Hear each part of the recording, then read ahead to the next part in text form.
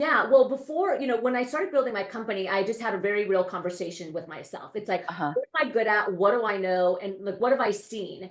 And before I started building Rise Up for You, my first career was in performing musical theater. I used to tour the world internationally.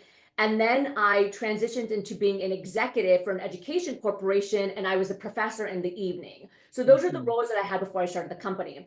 And there was always this reoccurring problem that I saw, whether it was with professionals that had PhDs to students that were coming into college. And that was a severe gap in soft skills and the emotional and Mhm. social intelligence and self-confidence in being able to communicate effectively and being able to Mhm. lead.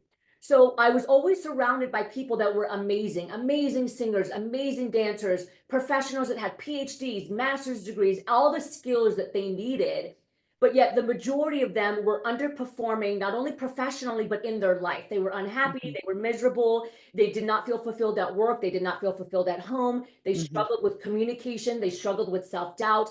I spent the majority of my time as an executive solving people problems versus like taking the company to the next level through like vision and strategy and that kind of thing.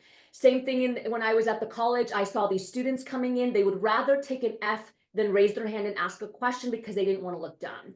And so when Mhm. it came to building the business, I can see and I recognize, okay, this is a problem. And so what we're going to build is going to try to solve that problem.